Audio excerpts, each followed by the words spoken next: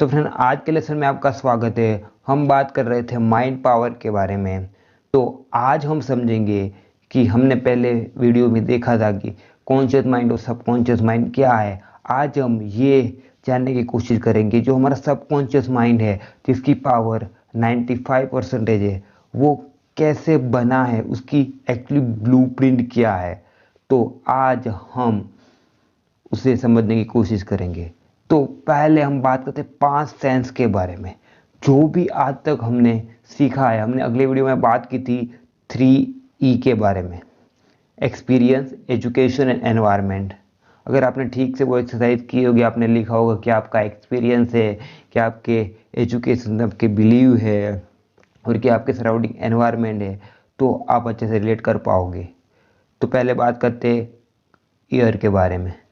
अब कान के बारे में हम बात करें तो हम जो कुछ भी सुनते हैं, यहाँ पे जो समझने वाली बात यह है कि हम जो भी सुन रहे हैं वो नहीं सुन रहे जो आसपास जो साउंड सुनाई दे रहा है, बट हम वो बात सुन रहे हैं जो हमको सुनकर अच्छा लगता है या जो बातें हमें अच्छी लगती है।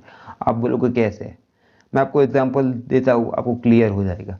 मान लीजिए कि कोई एक डांस फंक्शन में जा रहे हो, मतलब ओके, मतलब वहाँ बहुत सारे गाने बज रहे हैं, बहुत सारे गाने बज रहे हैं, लेकिन आपने वो सारे गानों पर ध्यान नहीं दिया। क्यों? आपके जैसे आपका कोई फेवरेट गाना आता है, आप सिर्फ उस पर ही फोकस किया। क्यों? क्योंकि वो आपको कान को अच्छा लगता है।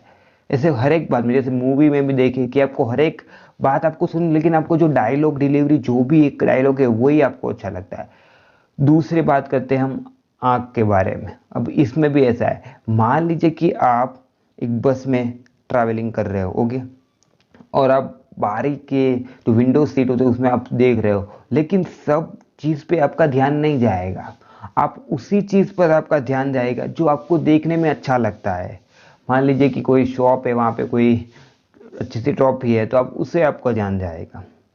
मान लीजिए कि कोई आइसक्रीम की दुकान है, आपको वहाँ पे अगर आइसक्रीम खाने की इच्छा हो रही है, लेकिन आप देख सकते हो, तो आप सिर्फ उसको ही ध्यान जाएगा।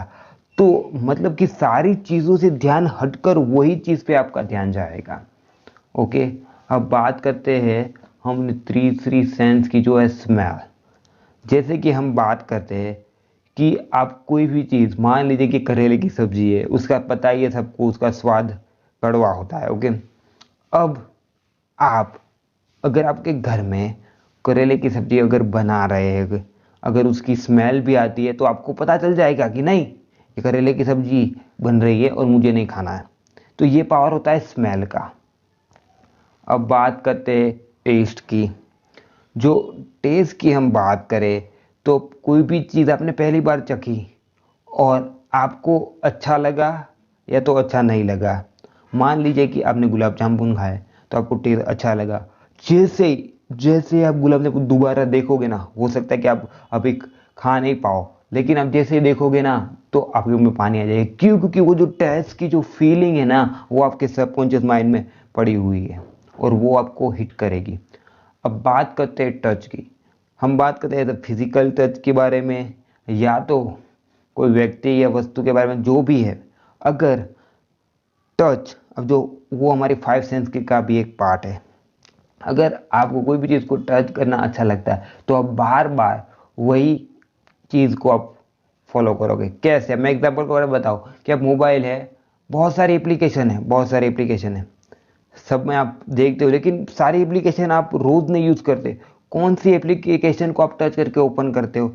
जो एप्लीकेशन आपको बार बार आपको यूजफुल होती है, या तो आपको कोई इंफॉर्मेशन आपको गैदर करती है, या तो आपको अच्छा लगता है। तो ये तो हो गई 5 सेंसेस के बारे में, जो मैंने बताया। जो पहले हमारा आँख, कान, नाक, जैसे हम स्मेल लेते हैं, ओके, जैसे हमारा मुंह, उसके बाद जीभ, उसके बाद हाथ, मतलब टच।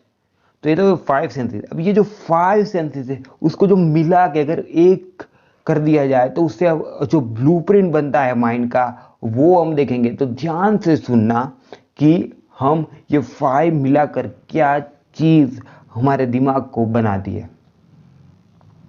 ओके। तो पहले हम बात करते एटीट्यूड की, हाउ टू फेस सिचुएशन।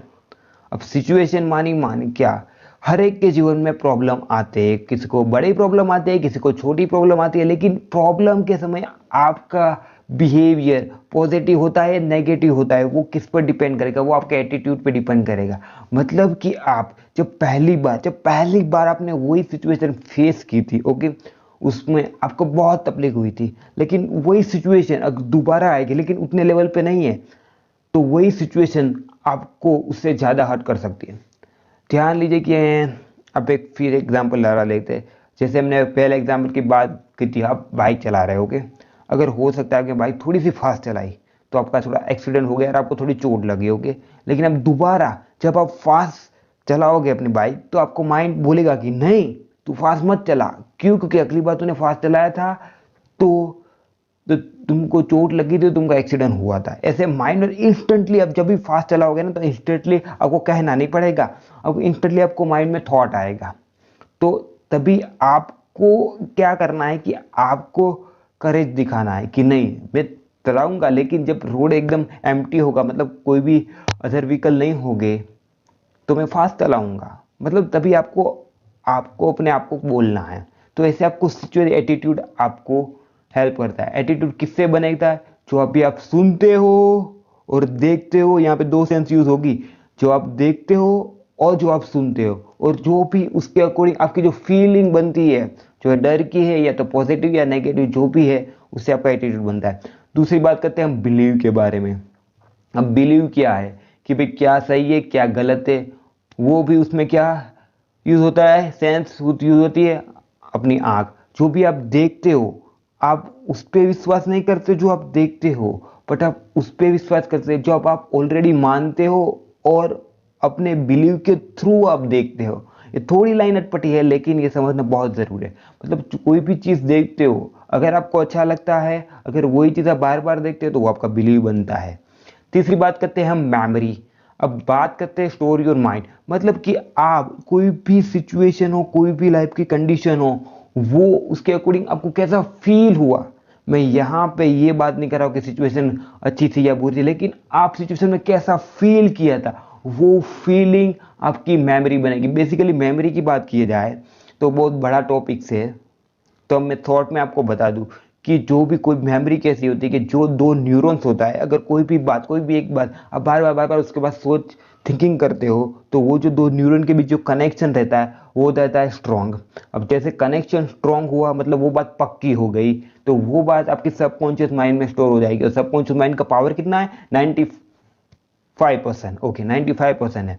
तो आपकी जो बात पक्की हो जाए, मतलब आपके मेमोरी के जो स्टोर है, बेसिकली मैं बता दूं कि जो माइंड की मेमोरी है वो अगर बात की जाए तो 50 ट्रिलियन, उससे भी ज्यादा कह सकते हैं।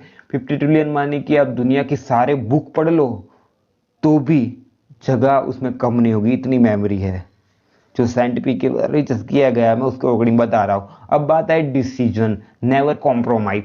मतलब कि कोई भी ऐसी चीज है कि नहीं आपको इस बिना कि चल ही नहीं सकता। मान लीजिए किसने अच्छा फोन लिया लेकिन आपको पता है कि नहीं मुझे तो ये फोन चाहिए ही चाहिए, इसके बिना नहीं चल सकता, अगर उससे आपका डिसीजन बनता है। डिसीजन में कौन सी सेंस यूज होती है, जो आपको टच करना अच्छा लगता है, जो उसका स्मेल, वो सारी जो दो मतलब जो देखना, मतलब आई थिंक हम कह सकते हैं डिसीजन में आपकी पांचों सेंस आपको यूज होती है।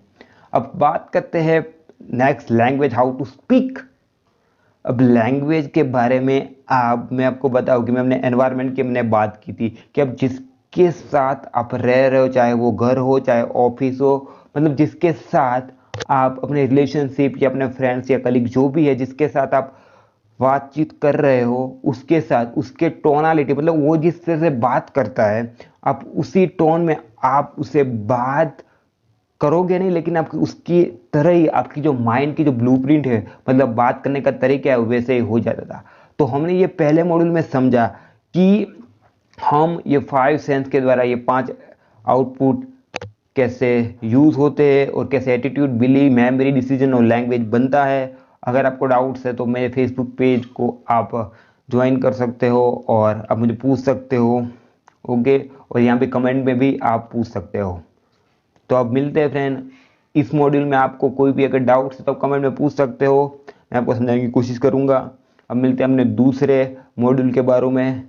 तब तक के लिए आपको सिर्फ सोचना है कि एटीट्यूड कैसे बनता है, बिलीव के बारे क्या है, मेमोरी क्या है, डिसीजन क्या है और आप कैसे बोलते हो, आप लिखोगे, क्योंकि जितना आप प्रैक्टिकल करोगे ना आप उतने ही अच्छे से आप समझ सकोगे। क्योंकि ये कोर्स बनाने का बेहतर मीनिंग ये है कि आप रियल लाइफ में अप्लाई करो, सिर्फ ये सेंटेंस या पीपीटी बन के ना रह जाए। ओके, तो रियल लाइफ में अप्लाई करोगे तभी आपको पता चलेगा कि आपका एटीट्यूड, बिलीव, मेमोरी और डिसीजन, लैंग्वेज आप कैसे बोलते हो। जब आप एनालिसिस करोगे तब आपको पता चलेगा और आप अपने रियल आई को फाइंड कर पाओगे। तो फिर मिलते हैं अपने दूसरे मॉड्यूल में, तब तक के लिए गुड बाय।